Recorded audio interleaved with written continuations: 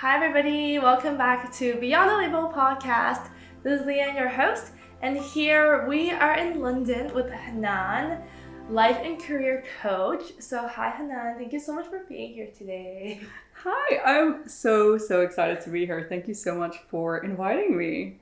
Yeah, so a little bit of backstory. We actually met in Bali earlier this year when we joined a retreat, and we've been talking about doing a podcast together ever since. We have, yeah. It's been a long time coming. So Yeah. I can't wait to chat and get into everything. Yeah, so I mean, since we're in London and you're based here, do you want to just tell us a little bit about where you're from and why you're here at this moment? Yeah, I was born in the UK, so a bit about me. My mom is Irish British and my dad's Lebanese. I lived here till 7. Then I moved to Abu Dhabi in the United Arab Emirates for most of my teenage years before moving back to the UK for uni. Lived in Manchester for 6 years. Did my mathematics degree, which sounds extremely crazy now in terms of where my path has led me. Yeah, and then got asked to move to London for a work opportunity for a tech startup. So I worked in analytics and strategy for a few years, and then we'll get into it a bit more, but that's when I think I had my little life crisis around my life direction. Ended up leaving my job, being unemployed for a little bit, and then started working in management consultancy for a few years. And then I think at that point I decided I wanted to kind of pursue coaching. And here I am now, been coaching now for the past year alongside my management consulting job actually. But I'm actually next week taking a very exciting leap and doing a 4-month sabbatical from my consulting job to focus on my coaching business full time. So been in London for 6 years, but let's see where I end up next, or if I end up staying around. So yeah, whistle top tour of my life story. Wow. Well, first of all, that's a lot of different places and they're all sound so different to each other. Yeah. I didn't know that you had a mathematics degree because that's so polar opposite to what you're doing right now, with coaching and I think you talk about mindfulness things. Honestly, my head is just spinning because I think this what you're about to tell us about your journey is gonna be incredible in terms of, I think a lot of people are they struggle with picking what to study for university because they think that decides their entire life path. I think it's just so stressful to have to decide who you want to be as a teenager. And I think obviously you taking that path onto your studies, it actually doesn't really matter. Does that make sense? Because now you're doing something so different and pursuing something that you're interested in now that you didn't even think of when you were a teenager, right? Yeah, it's crazy. I think our parents' generation, and I mean, I grew up in the Middle East, and I think your culture is very similar in terms of, you need to find a very traditional path and, study something like engineering or medicine or, in my case, it was mathematics, and stick to that for 40, 50 years. And I think maybe that's how that generation kind of operated, from a sense of security. But I feel like our generation now it just operates in a completely different way, and people are a lot more open to, looking at previous experiences, even though they might not be aligned to what you're doing now, but using those skills to bring it to what you're currently doing. I think actually what makes me quite unique as a coach is people might think, oh, your math degree went to waste, your startup experience went to waste, your consulting experience went to waste, and you've started something completely new. But actually all of those experiences got me to where I am today, and I integrate all of that into the coach I am, which makes me the unique coach I am, such as people tell me I'm very good at linking different concepts together. That's because I have a problem solving mindset, analytical mindset, which allows me to do that. So yeah, I think it's interesting where you end up. But yeah, you're right. We go through so much pressure when we're a teenager, and we still know nothing about ourselves. And the educational system that we grew up around doesn't teach us how to really understand what we want to do. So a lot of us end up doing degrees that might not be the best fit, which was definitely the case for me. Yeah, I felt a lot of pressure to kind of pursue a path like that, which ended up not being the right path for me. But again, it brought me to where I am today. So I can't change that. Would I change it? I don't think so. Yeah. So. No, I love it because everything intertwines and like everything that we've experienced until this moment shapes us who we are. And I feel like it gives you more clarity on like, who am I really becoming? Because it's like an ever evolving journey. And I think even for us, like working in like mindfulness and at this age, we're still figuring out who we are. And I just love, the continuing like to explore that. And that you were talking about you becoming a coach, and how did that even come about? I'm just so curious because startup, management consultant, coach, it's not synonyms. Yeah, so what sparks this journey for you? Yeah, 100%. But yeah, I mean, before we get into that, I just wanted to comment on what you were saying earlier. I think it's a very interesting journey. And I think, people see people online and see who they are now, but so many steps and so many decisions had to happen for that to come about. So for me, that was a journey which took many years. So I guess, where did it start? So I was working for a tech startup. I'm sure if you guys are based in the UK or even in other countries in the world, they have the company Deliveroo, which is a food delivery company. Oh, yeah. Yeah, so I worked at Deliveroo for 3 years. Typical startup life is being thrown into a job with very little experience working in it and expecting to thrive, like towards the end of my time at Deliveroo, I was put into a role which was way beyond my capabilities, purely because I was 23 and I didn't have the skill sets where I was expected to present in front of the CEO and have all these skills around how do you kind of tell a story in this way, or like bringing together all this data, speaking to all these people globally and like bringing together a strategy or operations, leading in that way. Yeah, it was completely crazy that, they would expect a 23-year-olds to kind of be able to do that. I think there are some certain types of personality types that can do that, but personally, I realized from that experience, I am someone a bit more structured. I feel like I need to feel like I know what I'm talking about. I need to be trained in what I'm talking about rather than just kind of saying random things and doing random things. So that's not personally my personality type. So basically what happened was I was put into this role and it genuinely broke me. I was put under so much stress, not necessarily in terms of workload, but the high pressure, high visibility environment. So presenting in front of execs, being put under pressure, being put under the limelight when you feel you don't really know what you're doing, that really put me under a lot of anxiety. So I developed quite strong anxiety and a very extreme burnout as a result of that role. I've always been very much a high achiever in my life, and I went to a school which was very strict in the sense of like doing really well and like passing. And so for me, the idea of failure was not an option. Yeah. So I pushed myself to an extreme measure to perform in that job. And I didn't put my hand up and say, hey, maybe this job isn't for me, or it's okay to fail sometimes, because sometimes that just doesn't mean you're a failure. It just means that this is not the right opportunity for you. And at the time, I just didn't understand that. So I pushed myself to extreme levels and I found myself in a place of extreme burnout, which resulted in me having to leave my job and leave my apartment in London, leave my whole life, pack my bags and move back home, which was an absolutely humiliating experience for me. And people talk a lot about burnout, but and I think burnout happens to different degrees, but the burnout I experienced, it completely shattered my world. Like I was unable to operate. I was super on edge. My mind and body had become separate beings. Right. My logical mind would be like, just be calm, but my body would be shaking, or like I would hear a noise and I would jump out of my body. Yeah. And my mind would be like, what is going on? Or all of a sudden I would just get in a rush of emotions and get really upset. Towards my last few months at Deliveroo, was finding myself, just crying in the bathroom. Yeah. My logical brain was like, what is going on? For me, it's like the way I explain burnout to people is you have a bucket of water and you fill that bucket. And then once you overfill that bucket falls over and the water just goes everywhere in multiple directions and you lose control over where that water goes.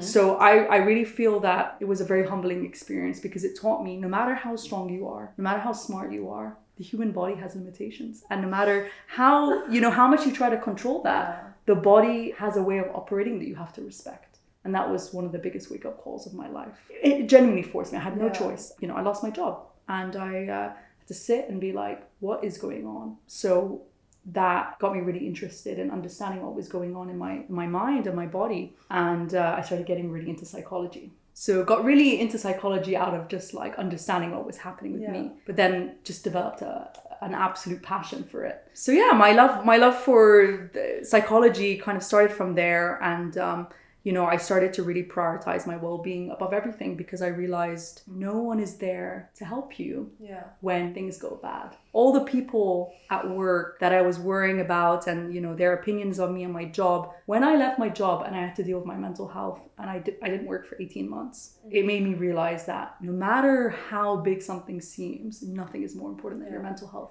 Absolutely nothing. Because when you lose it, I mean, I'm sure some people who've maybe had health issues, had illnesses or illnesses in their family, understand that when that happens, how life-changing that experience is, because it teaches you health above anything and everything. So was really interested in the industry. I worked with therapists and coaches myself, and they changed my life.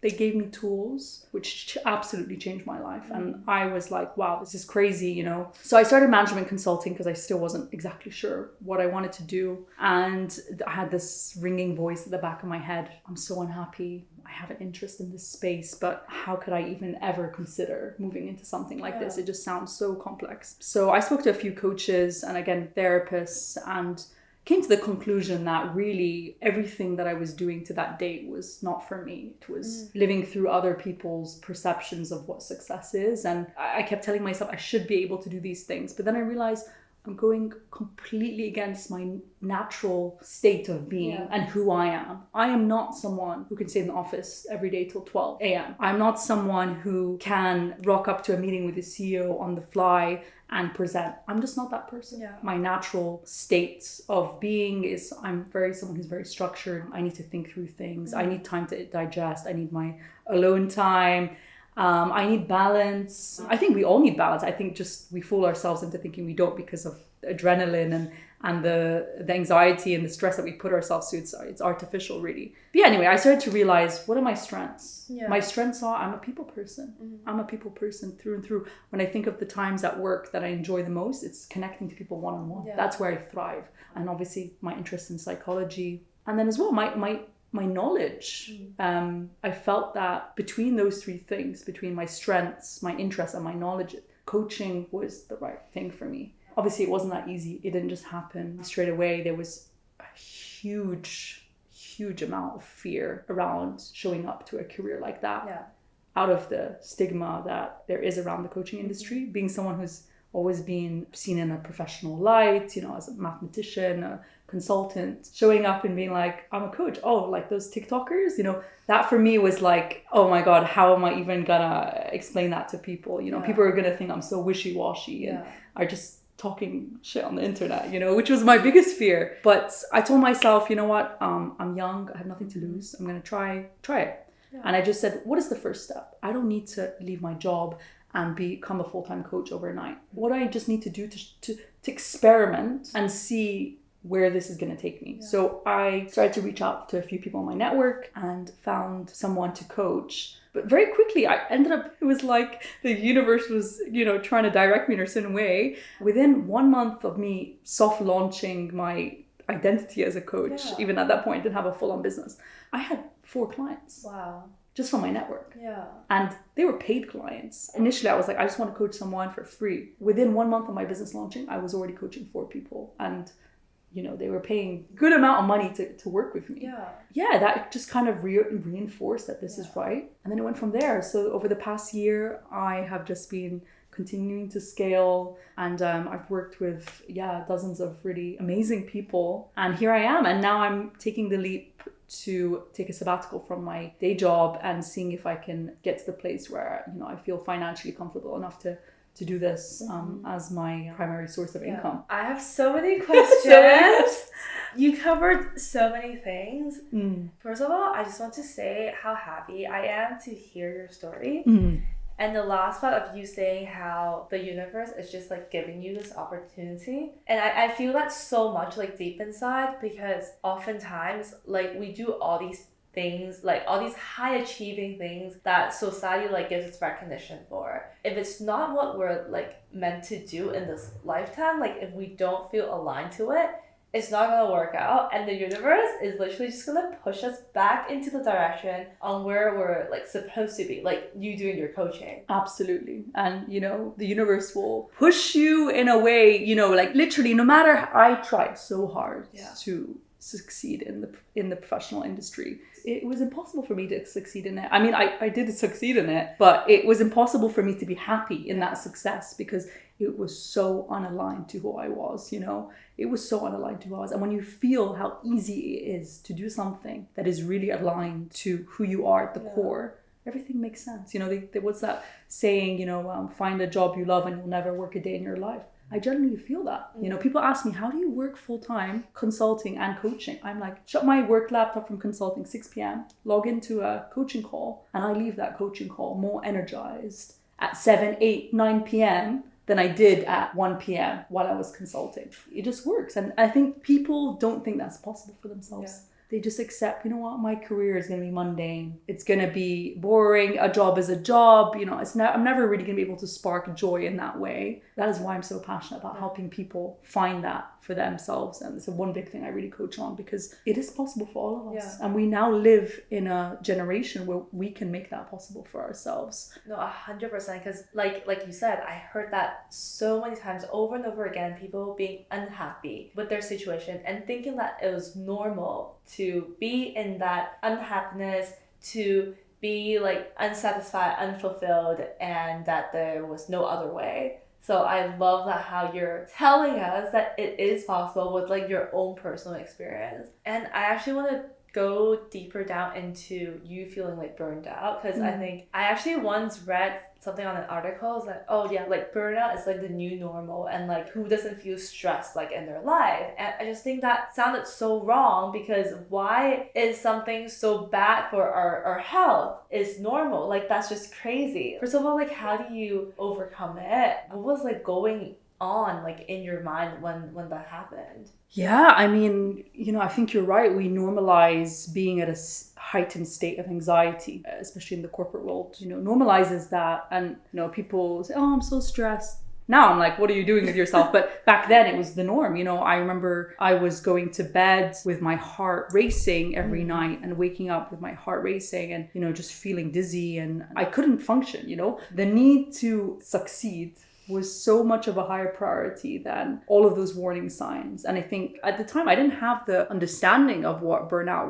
is. I think that old mindset of like, not that I felt this way exactly, but you know, that mindset of like mental health is for the weak. Society tells you, oh, you're weak because you struggle with your mental health. And I didn't think that way exactly, but in a way, like I mentioned earlier, I felt if I could control my mental health, pushing my body to extremes, it felt like mentally I'm in control. That's where I learned that is absolutely not true. Yeah. You know? I want to just quickly add on to this that in my culture, they think that if you're not stressed, then you're doing something wrong. I've been taught that way for almost my entire life. So yeah, like how do you eventually like pull yourself out of that mindset and to tell yourself like, this is not right, I have to do something about this? It's a tough one. I think the conditioning growing up around this mindset is so strong that the only way I realized it is by having a burnout. And I feel it is really hard for people to shift that mindset of taking priority of something until something gets forced in their lives to prioritize.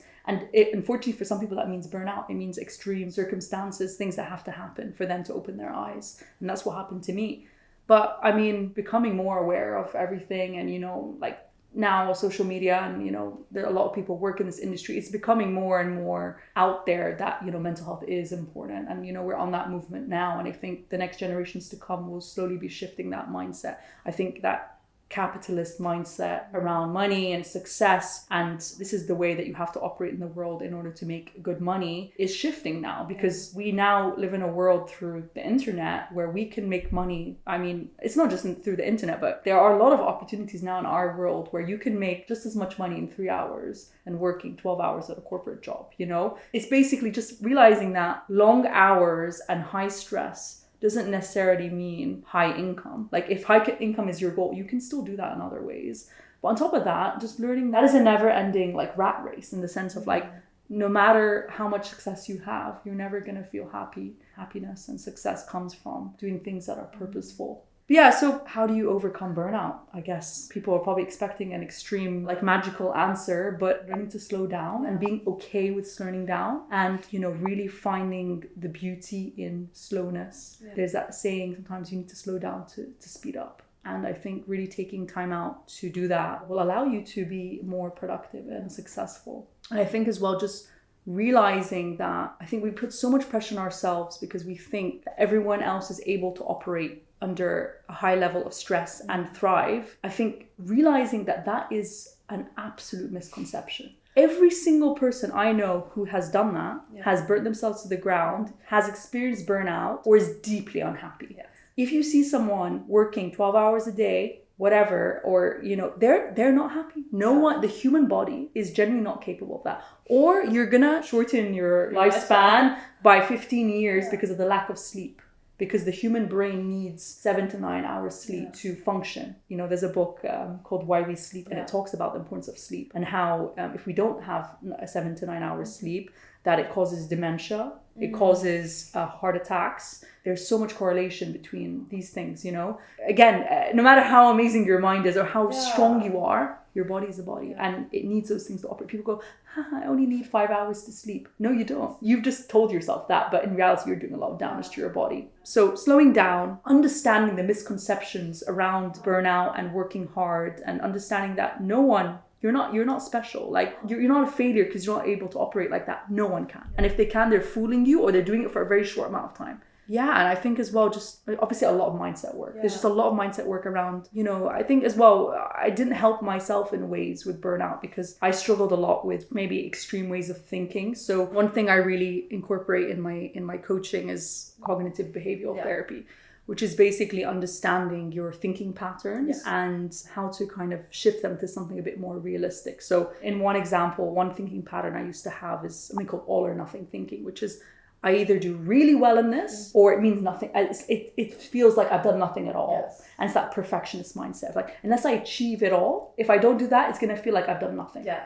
And understanding that there's a lot of beauty in the gray area of between that black and white. And actually in the gray area between all or nothing is where people thrive. Yes. Understanding that perfection doesn't exist. And if you're achieving perfection or trying to get perfection, all of these things are going to happen. Burnout, depression, that's one really big thing I'm really passionate about. Teaching people that the gray area is a really beautiful place to be and is the right place to be. And actually people who are successful live in the gray area because no one can reach perfection. They might have told you that, or it might seem that way online. That's not how people are achieving things. And if you're always looking to be perfect, that's going to hold you back, because one thing I really believe in is your relationship with failure. Failure is a constant in our lives. So it's either you look at it as like a positive or a negative. Oh, I failed.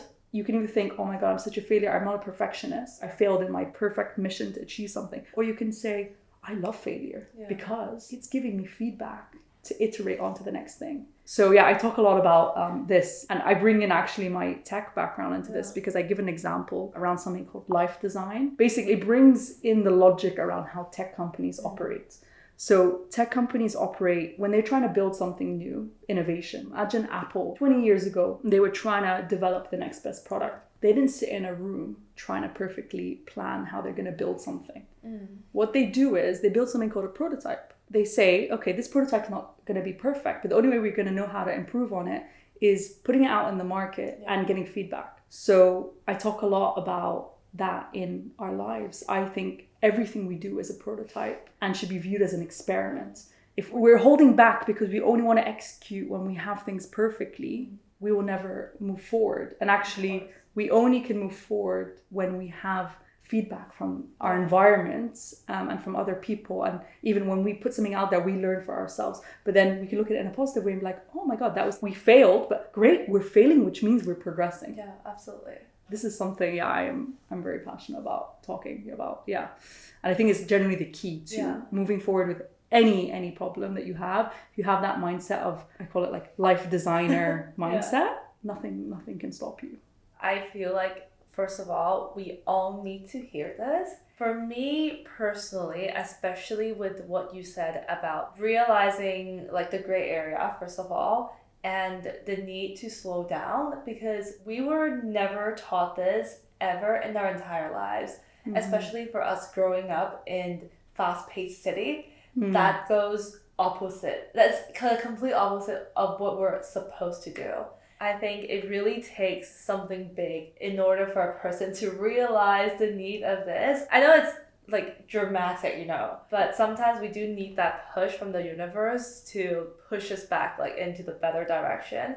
For me, honestly, I've been trying to learn about slowing down for like the past few months. Mm-hmm. And that's why I'm actually really curious about you taking like your break from your work. Like you said, like you packed your bags, you moved back home, and because, you know, we talk about like going beyond the label. Like we talk about like on the podcast, like we talk about going beyond like society expectation. And that is completely opposite from what the society expects. And I feel like also in my life right now, like I quit my job 2 months ago, and now I'm taking things way slower than what it was.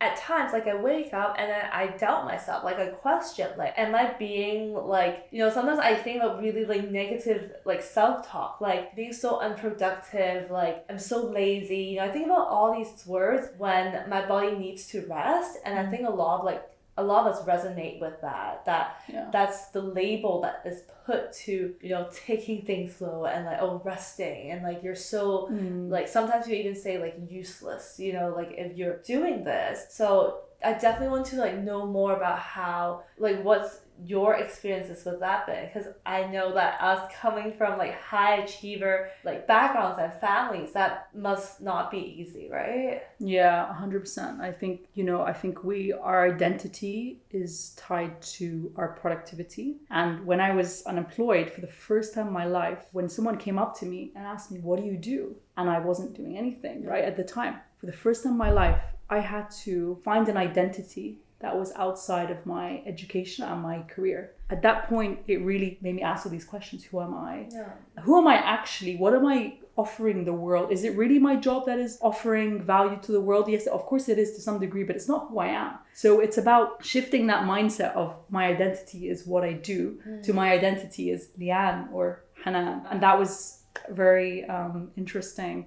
For me, it came natural in the sense where, because I was unemployed, I was doing so many other things that I felt so much value in. And I realized that the whole time when I was so anxious about like leaving my job and, oh my God, it's the end of the world and I'm getting unemployed and my life is over. But then I actually was unemployed and I'm like, well, not much has changed. I still am who I am.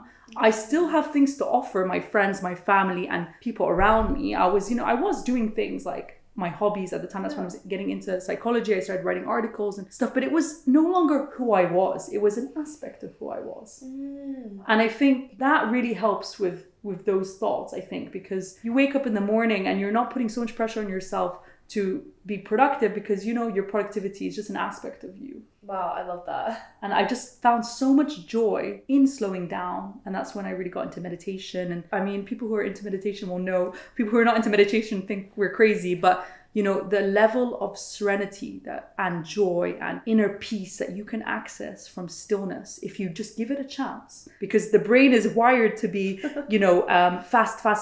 And when people first do meditation, they think this is useless. I'm thinking a lot. It's not done anything for me. Yes, because your brain is like a muscle. You've trained it in a way to be fast. So now it needs reprogramming to slow down. But if you give it that chance to change shape almost and reprogram itself and build a new muscle, and you actually see the beauty of slowing down and give yourself that time, it doesn't happen overnight. Just like going to the gym, it will take 2-3 months. I only felt the benefits of meditation, I would say really the real benefits of meditation, a year into meditation. Right.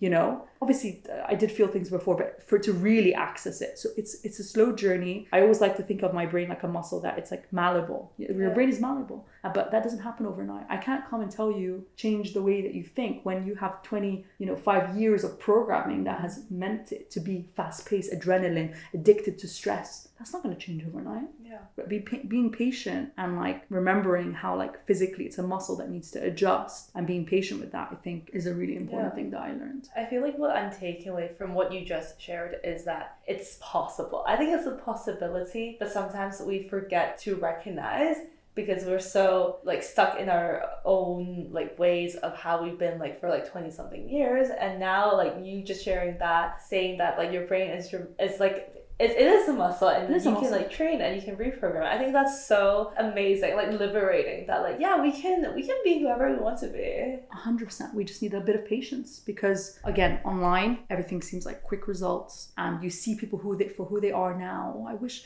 oh, Hanan, it's amazing that you could meditate. It's amazing you've done that. I'm like, do you know how many years and like failed experiences it took me to get to this point? So we try something, we don't get results straight away, we get frustrated, we finish, we decide to end it or whatever, or we give up.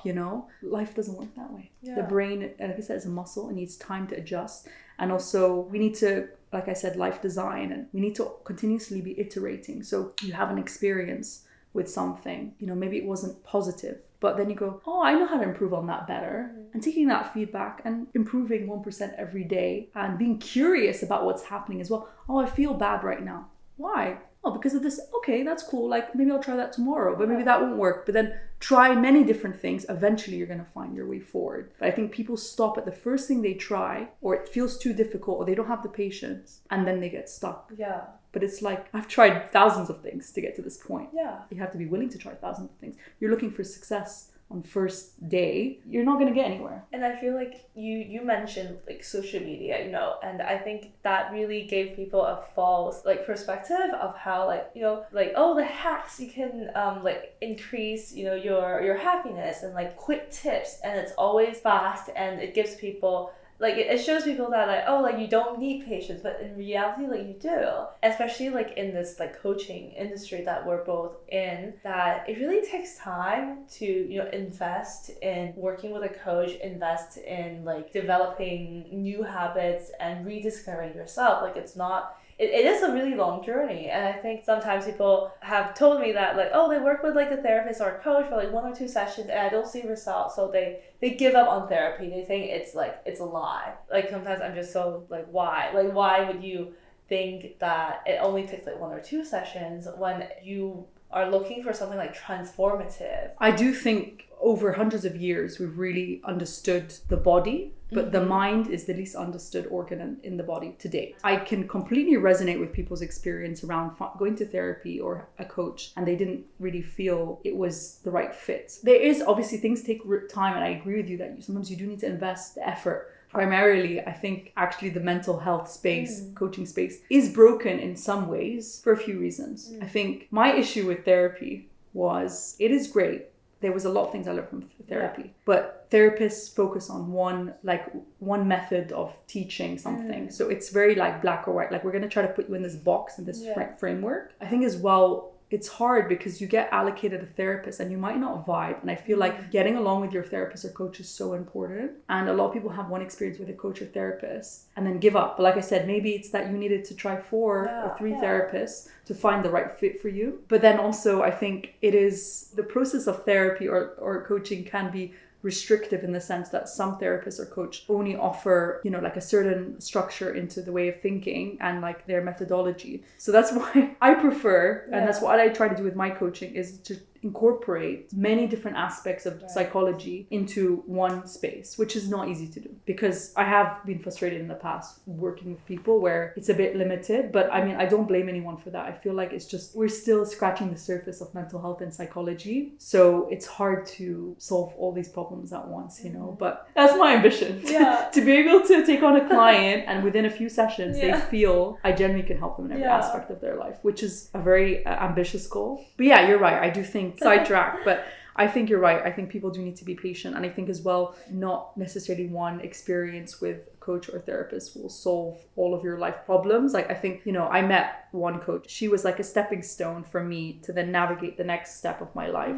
And these are all things that I'm helping you move forward, but there's not going to be one event or one experience that is gonna completely change your life. We're always growing, we're always learning, and we have to be open to that learning mindset rather than trying to achieve the outcome. Like they say, enjoy the journey, right? But we're looking for these quick fixes, and that's easy to sell online, right? Like, do these 5 things and you're gonna change your life. No, I love that because I'm sure like a lot of us, like I've been on the other side, that I look at these things and I'm like, yeah, I want this. Like, I want these quick fixes, and I have like put into money into, you know, like courses and to like people who guarantee that they can offer like basically, yeah, solutions to our problems, and it never works that way. And I think, you know, we're all on our unique journeys, and we can use the things around us to help inform our path, and their tools in our toolkit and education in our back pocket. But at the end of the day, we all have unique life experiences. Yeah. There is not one person who will have the same life as you. Who you are is unique,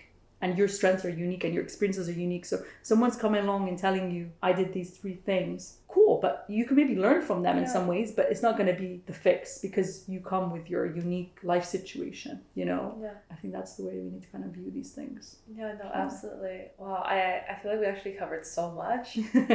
I could talk for days wow, about I know, all things psychology. I can talk for days. You won't get me to shut up. Literally, she asked me one question, I'm ranting for like 5 minutes or 10 minutes. no, but I feel like I already learned so much from your journey and from your learnings on like coaching and like mindsets and like psychology, because what I aim to do like with my podcast and my channels is that we need to raise conversations, and everything you share needs to be said. Like we need to talk about burnout. We need to talk about like normalizing, like slowing down and understanding yourselves and knowing that like healing is a journey. And I just love that you're bringing all of these topics together into you and being like your unique person. Yeah, it's been a great journey. I mean, it's by no means easy. It's still not easy. You know, finding your dream career does not mean there is no issues. It's not easy. You still have your bad days, but it's about, you know, how you spoke a little bit earlier around that inner critique and that voice in your head telling you you're a failure. I think genuinely, if you're able to shift that mindset to an harsh inner critique, which is all those voices from school and our parents and society, into a place of kindness and compassion, no matter what you're going through, and you didn't wake up and you were productive today, you know, maybe you failed at something, but if you could be kind and compassionate to yourself, and you can retrain the brain in a default state in that way to communicate to yourself in that way, you can do anything. Yeah. For me, one of the most important things is having a healthy internal dialogue. Yeah. Because, like I said, we can't get rid of failure, we can't get rid of problems, we can't get rid of uncertainty. Yeah. So all we can do is be more compassionate and kind to ourselves. Yeah. And again, letting go of those misconceptions that there are people out there who are able to thrive and don't make mistakes. That's out the window. Now I wake up and I'm like, oh, I'm not productive today. Oh, okay, it's fine. Like every other successful person also isn't always productive. Yeah. Or every other successful person makes mistakes. Every other successful person is going through a journey. They might be the best coach or therapist in the world. It doesn't mean they don't have breakdowns and go through problems. It's fine. As long as I can look at it with compassion and kindness, and then I can move forward. That's exactly. Yeah. This actually brings me to our next and final question. Can you share one thing that you love about yourself? Yeah.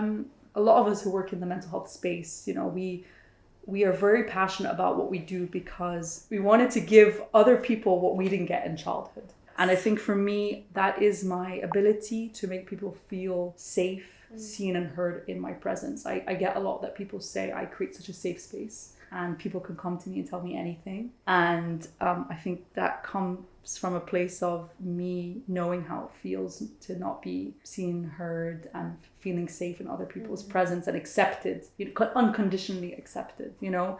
So if I can use my gift and that strength that I have to make as many people feel unconditionally accepted and loved, and that will give them that confidence to do the things that they're meant to do, that I think would be amazing. So I would say that's the thing. That's my superpower. That I absolutely agree. That is your superpower. I mean, just even with like this conversation, I just feel like it's been so comfortable. No, I love that for you, because love is contagious, and kindness and compassion, everything you spread it and then it goes around, and we really do need that in the world right now, especially this time and day when there's so many negativity, there's so many news, there's so many like tragedies happening. We need people like you to really do this and to create that safe space to make people feel like they're okay. So I hope we inspired you in some way. With, you know, it's not easy for me as well to be vulnerable sometimes, but I really hope that what we spoke about inspired you. And yeah, you can reach out to me on Instagram. My handle is Your Life Bestie. It sounds so cringe. It's very cringe. Your Life Bestie. So I'm sure we'll share the details. Absolutely. But I would love to hear from you, and thank you so much for having me. It was amazing. No, thank you so much. Yes, please feel free to reach out to Hanan, and we'll talk to you guys soon.